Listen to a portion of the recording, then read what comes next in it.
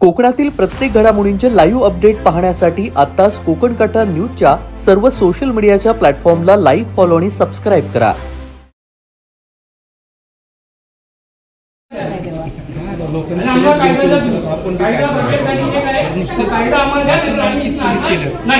दुसरी गोष्ट म्हणजे सिंगापूरच्या फंडसाठी सूरज पोळ या व्यक्तीला समोर आणलं होतं आमच्या सोबत आणि झूम कॉलवर वगैरे व्हिडिओ कॉलवर तो कंटिन्युअस बोलत होता. गेल्या 2 महिन्यापासून तोही गायब आहे. सूरज पोळची पण याच्यामध्ये तेवढीच साथ आहे जेवढी समीर नार्वेकरची आणि नेहा नार्वेकरची या फ्रॉड मध्ये आहे. TWJ प्रकरण पुन्हा एकदा चर्चेत आलंय. ते चिपळूण मधील प्रकरणामुळे आज सकाळी 8 डिसेंबरला गुंतवणूकदारांनी चिपळूण पोलीस स्थानकामध्ये धडक दिली.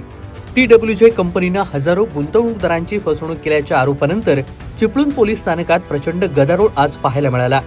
200हून अधिक गुंतवणूकदारांनी पोलीस स्थानकात ठिय्या देत अधिकाऱ्यांना घेराव घातला.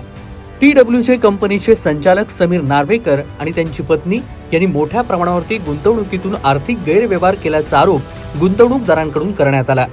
गुंतवणूकदारांचं म्हणणं आहे की त्यांनी सर्व पुरावे पोलिसांना सादर करून देखील आरोपींवर कोणतीही ठोस कारवाई करण्यात आलेली नाही.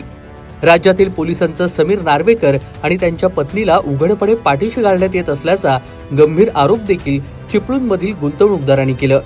या प्रकरणात 11,000हून अधिक गुंतवणूकदारांना फसवण्यात आल्यानंतरही आरोपींना संरक्षण दिलं जात असल्याचा थेट आरोप गुंतवणूकदारांनी केलाय. या प्रकरणाची माहिती पालकमंत्री उदय सामंत आणि मुख्यमंत्री देवेंद्र फडणवीस यांनाही देण्यात आली असून कोणतीही कारवाई होत नसल्यामुळे संताप आणखी तीव्र झाल्याचं पाहायला मिळालं.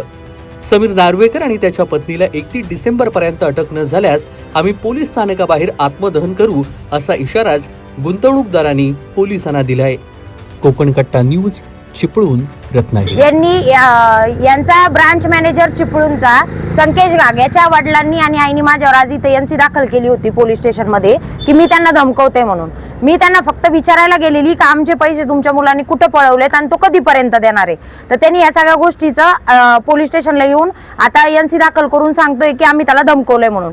गेल्या 3 महिन्यापासून आम्ही पोलीस स्टेशनच्या चक्रा काढतोय, EOWच्या पण चक्रा काढतोय का त्यांना विचारतोय का तुम्ही आतापर्यंत काय कारवाई केली, पण त्यांनी कोणत्याही प्रकारची कारवाई केली नाही. असं जवळजवळ 1200 ते 1500 कोटीचा घोटाळा समीर नार्वेकर आणि नेहा नार्वेकर यांनी केलेला आहे आणि अजून सुद्धा पोलिसांनी त्यांच्यावर कोणत्याही प्रक्रियेची कारवाई केलेली नाहीये. की यांचे जवळजवळ 25 डायरेक्टर आहेत, त्याच्यापैकी 3-4 जणांना बेल पण भेटली आहे. त्यांच्यावर कोणत्याही प्रकारची ठोस अशी कारवाई पोलीसवाले करत नाहीये. पोलीसवाले फक्त करतोय तुमच्या थोड्याशाच केसेस आहे किंवा सगळ्या गोष्टी अशा आहेत असं बोलून आम्हाला ना सारखं पळून लावताय. त्याच्यामध्ये ठाणे CP ऑफिस मधल्या EOWच्या डिपार्टमेंटचा समीर नार्वेकर आणि नेहा नार्वेकरला पळवण्यात पूर्णपणे हात आहे. बाकीच्या तुम्हाला सगळ्या गोष्टी हे सगळे आम्ही इन्व्हेस्टर आहे, जवळजवळ यांची 50 कोटी प्लसची अमाऊंट आहे.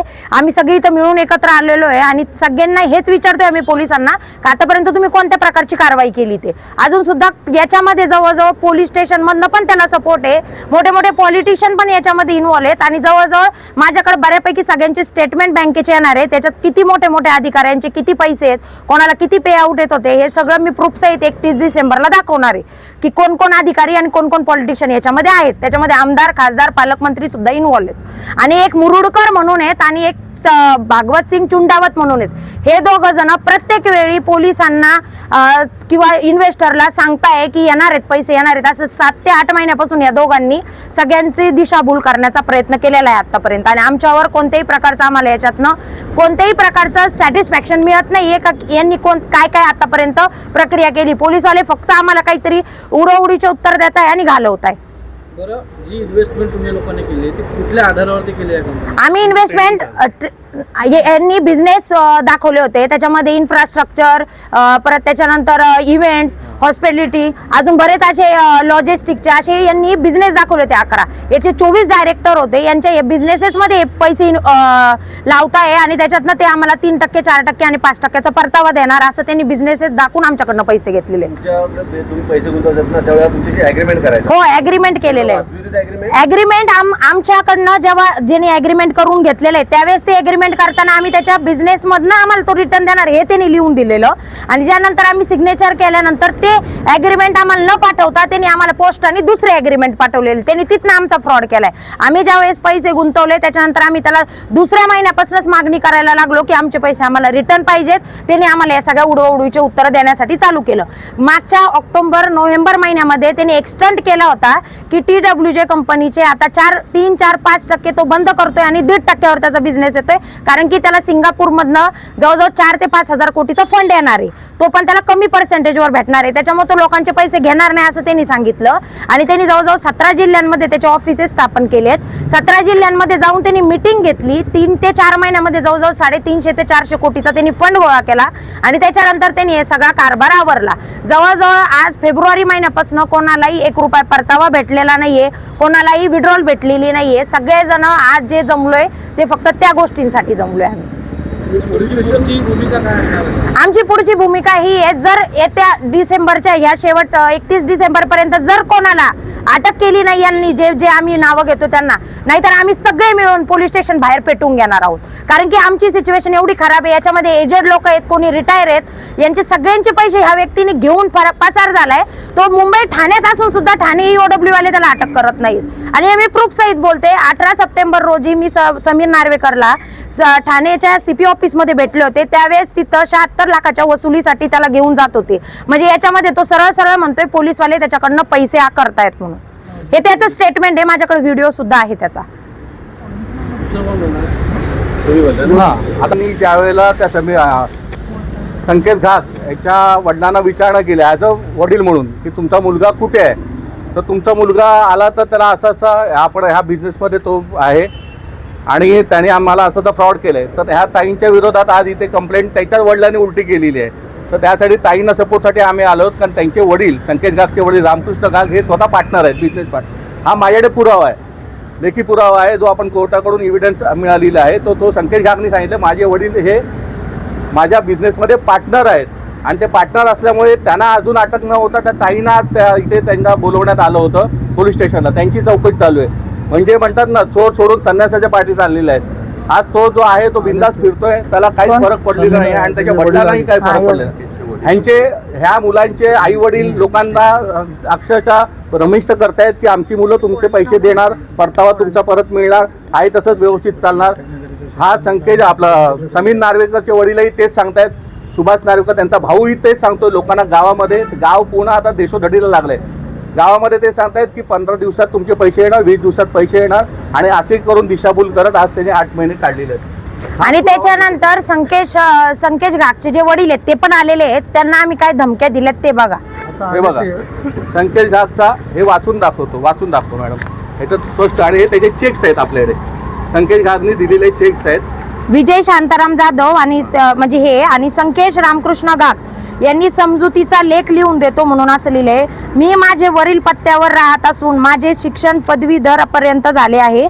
TWJ कंपनीचे चिपळूण शाखेत नोकरी करीत असून मी सदर कंपनीचे चिपळूण शाखेचा बिझनेस हेड आहे. सदर कंपनीचे माझे वडील श्री रामकृष्ण भिकाजी घाग हे देखील बिझनेस पार्टनर आहेत. आमचे TWJ कंपनीचे एकूण सुमारे 16 शाखा असून आमचे कंपनीचे मुख्य कार्यालय अमर बिझनेस प्लाझा बानेर पुणे येथे आहे.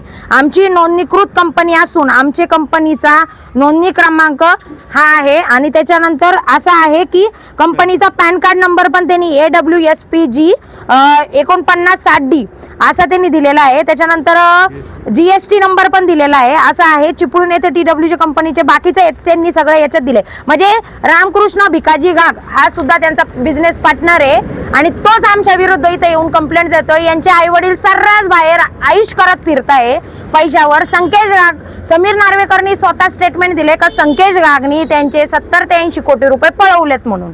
तो गेल्या मे महिन्यापासून गायब आहे, फरार आहे आणि त्यांचे आई वडील म्हणताय आमचा मुलगा कुठं काय असेल, काय खातोय, त्याचा मुलगा घेऊन तो पळून गेलाय, त्याची बायको पण त्याच्यासोबत आहे असं त्यांचं स्टेटमेंट आहे. आणि दुसरी गोष्ट म्हणजे सिंगापूरच्या फंडसाठी सूरज पोळ या व्यक्तीला समोर आणलं होतं आमच्या सोबत आणि झूम कॉलवर वगैरे व्हिडिओ कॉलवर तो कंटिन्युअस बोलत होता.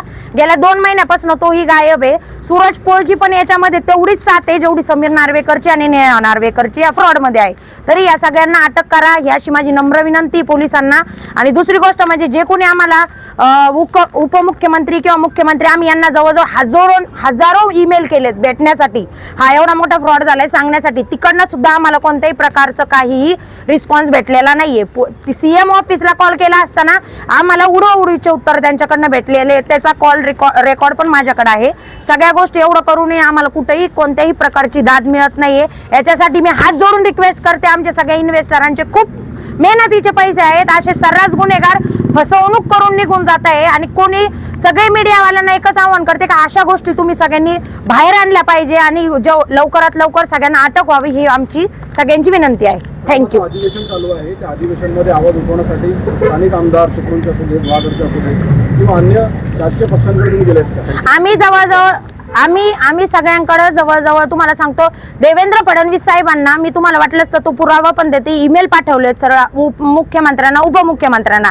आणि मला एक बोलायचं, मी त्याच्यामध्ये शुअर नाहीये, पण असं म्हटलं जातं का उपमुख्यमंत्री साहेबांचे त्याच्यासोबतचे फोटो आहेत आणि तो बोललाय बिझनेससाठी मला त्यांनी गव्हर्नमेंटचे काही कॉन्ट्रॅक्ट दिलेले आहेत उपमुख्यमंत्र्यांनी. एकनाथजी शिंदेचं तो नाव घेत होता, ते पण प्रूफ आहेत आमच्याकडं. आणि दुसरी गोष्ट म्हणजे इथल्या म्हणजे कोकणातल्या पालकमंत्र्यांना किंवा आमदार खासदारांना बऱ्यापैकी सगळ्या गोष्टी त्यांच्या कानावर आहेत, कारण तो अशा लोकांची नावं घेत होता, त्यांना ऑलरेडी सगळ्या गोष्टी माहिती आहेत, पण ते काही याच्यामध्ये इन्व्हॉल्व्ह होत नाहीयेत.